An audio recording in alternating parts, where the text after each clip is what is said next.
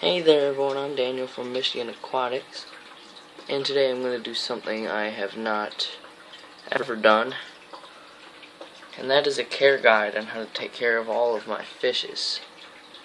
So basically I'm going to teach you living conditions, aquarium size, water temperature, planting, rock structures, food, everything.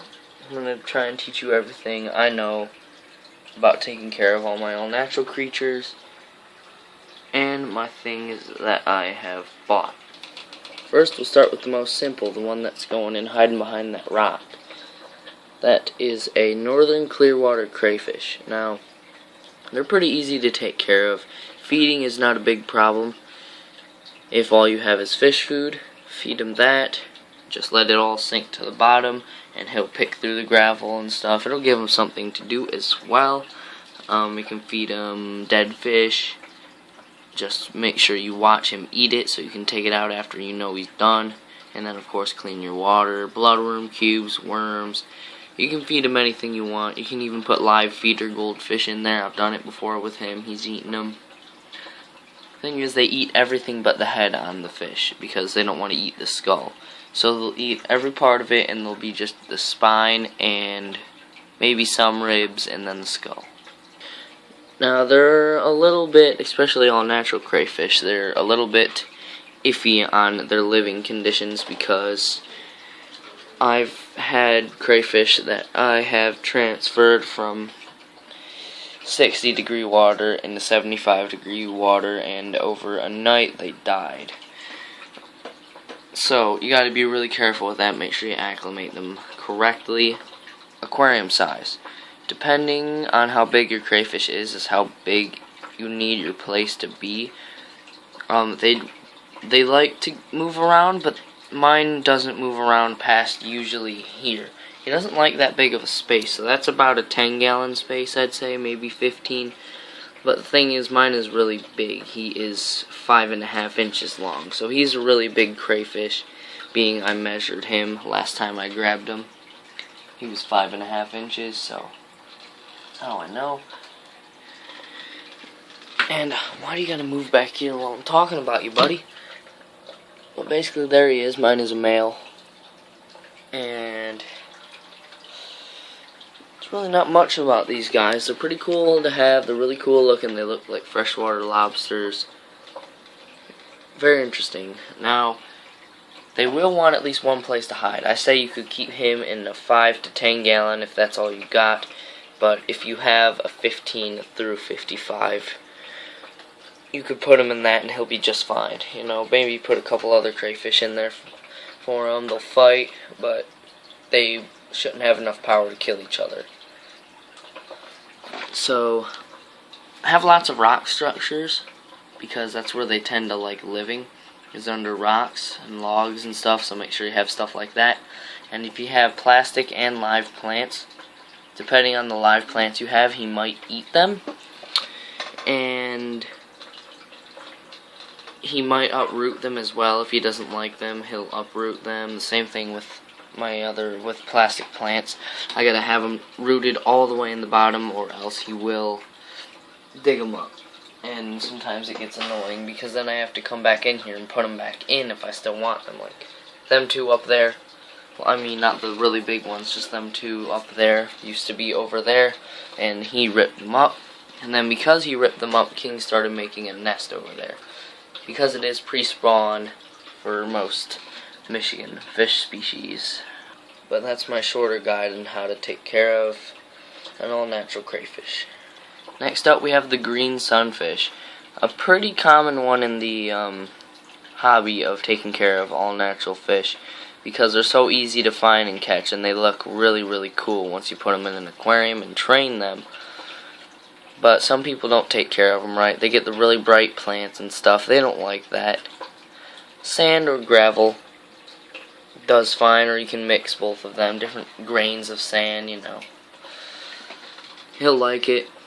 Make sure you have more rocks, and not like little rocks, like rock slate structures and stuff, than plants. Of course, I had to have a healthy mix because, well, I have other species of fish that would rather prefer plants and rocks than just rocks. But usually when you catch a green sunfish, it either comes from one, a heavily planted area, or two, an area that has a lot of rocks with holes in it, because they hide all the time. They're ambush predators.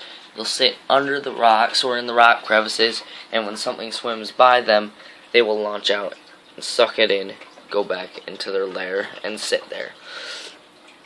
So, they're a river sunfish. They are made to be in the rivers. As you can see, his shape is all muscle, and it's more thinned out so the water passes right over him and doesn't push him to the side. His fins are also wider, making it easier for him to swim upstream, and his colors also match a lot of the rocks. Right now he's in a very light coloration because he's ready for bed, being he's stressed out. So, water temperatures anywhere between 60 to 75. They like it in the 70-72 range, which is what I have it right now. But anywhere between there, if you can do it, do it. Aquarium size, for this guy, he could go well in a 10 to 15 gallon alone. But the 55 does really well for him, plus I have other fish like I said. Feeding, he'll eat pretty much anything. Now, one thing I always say to do if you're training your sunfishes to eat, I say starve them for 3 to 5 days, alright, a week almost. And then go outside, catch a fly, and put it in the fast moving part of your filter flow. And then leave the room. He should eat it. And then do it again. And again for about 3 or 4 days. Then he'll get used to, hey, this dude, he feeds me. I should well, come out when I think he's gonna feed me. And they think you're gonna feed them all the time for like the first couple weeks. And then they'll start acting like themselves again and then eating when you feed them. Now, they can go for a while without food, I've learned. But I like feeding him every day because he gets new colors and he stays very healthy. So I recommend you feed him every day, 3 times a day. The crayfish, I say feed him once a week, because if you don't, he will grow really big and he will outgrow his aquarium and you'll have to get a new one, being they do not stop growing. But all sunfish grow to the size of their aquarium. So if I was to just have King alone, he'd get about a foot long, but you know, whatever. He really likes bloodworms. He eats flake food pretty well too. But they're pretty cool to feed live minnows too. I recommend you get the really small ones, you know, like the ones that are this long, and put about 2 dozen in there, and you won't have to feed them for a little while until all the minnows are gone. Tank mates, you got to be very, very choosy and careful when choosing a tank mate for a green sunfish, because if you have a male, he'll take over the entire aquarium and not let anything in except females. But as you can see, he's gotten used to the creek chubs, so he's doing pretty well with them. So try everything, and once something that you like works, then leave it in there. You know, he's alright with the koi. If he doesn't like them, he will bite their heads, and you'll notice open wounds on their heads, and you'll say, gotta get them out of there or else they're gonna be killed. And if it's just little nips in the tail, like little nips, you know, not like ripping off the tail fin, then he's just like, hey, get out of my space, this is where I am, you go over there, sort of thing. So that's the basic care on a green sunfish. And let's move on to our next fish, the creek chub.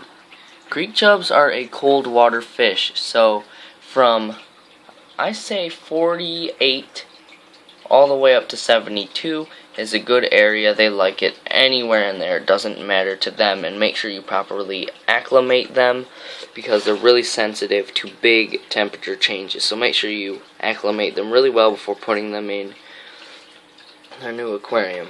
Even if their water feels the same as the water that's in your aquarium, just to be sure. Food, they'll eat about anything as well. They're very opportunistic. They're taken very well to flaked food and bloodworms and just about anything. I'm going to put some of my bottom feeder tablets in there tonight for the catfish and the creek chubs. They'll both eat it. So it's originally for my pleco, but you know, I don't know if he likes it or not. He went over there, ate one, he was like, ah! So substrate, probably gravel. They like gravel a lot more. And I say an area with a lot of rocks. Not like hiding spots, like a few hiding spots with slates, but the bottom mostly completely rocks on top of gravel or sand. They prefer gravel. A few plants here and there in the area that you want it to sit in, or them. I recommend you get 2 to 3 of them or more because they're schooling fish. But where you want them to sit would be an area that has a larger rock beside it on both sides, and then maybe a couple plants too, and they'll sit in that little crease basically as protection, usually right under the flow of the filter because they like current. They're a semi-aggressive minnow, so you can put them in with anything except for minnows smaller than them usually. Depending on how aggressive yours are, they will eat things that are smaller than them. Basically anything that fits in their mouth, it goes in.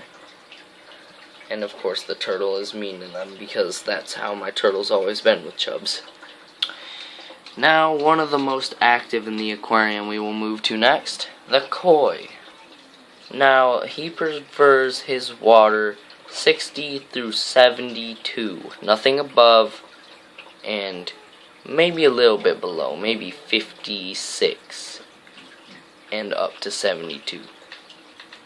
Nothing over or below that, though. Now, really, you're not supposed to keep koi in aquariums, but that's what I said I wanted, and that's what I bought.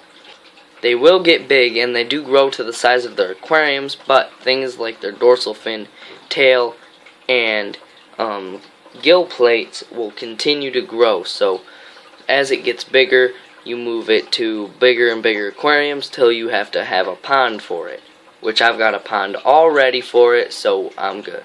Feeding, they're vegan, strictly vegan, and I just feed them these fish flakes here, and he does just fine. They have a little bit of fish in them, but it just adds protein to his diet. I mean, humans aren't supposed to eat meat, but we do it anyway, so why not my koi? So they'll, if you're only having koi, definitely get some koi food, like koi pellets, koi flakes, you know, stuff like that, koi treats, stuff that's for koi. For koi, I recommend anything from a 25 and up gallon, because them little aquariums that they keep them in Myers and such, they're too small, which is one of the reasons why they always die. They also require, you have to have this, a high flow in the aquarium, clear water, and a lot of oxygen. The oxygen will keep them moving quickly, the clear water will keep them happy because they can see, and the high flow will keep their muscles moving so they're not extremely slow, basically. Remember, with all these fishes, the more water changes you do, I say do one once a week to every 2 weeks, they will gain more colors, feed them the right food, water changes, all that sort. They'll gain different colors, more colors, they'll get bigger, you know. I've been doing this for a little while, so I got a pretty good idea on this. I might have time for one more, and I will do the painted turtle, because king is just going to take a lot longer to explain. Now, the painted turtle is a pretty cool species of reptile, very commonly bought at pet stores, and requirements, usually you're supposed to have lower water, but I've coped with him being in this taller water because his water's clear so he can see what he's doing, and he knows his way around the aquarium very, very well. Feeding, they will also eat anything. A good healthy diet of meat and vegetables is good. They'll eat lettuce, they'll eat algae, they'll eat crickets, they'll eat mealworms, they'll eat mostly anything. Water temp between anywhere from 60 to 75, I'd say. Flow, not extremely high depending on your painted turtle. I have a Midland and they like flow, so I got a nice high flow in here. It's perfect. Size aquarium, anywhere from a 10 to over gallonage. Feed them 2 to 3 times daily, every day, obviously. So that is it for this video, and I will talk to you all later. Bye.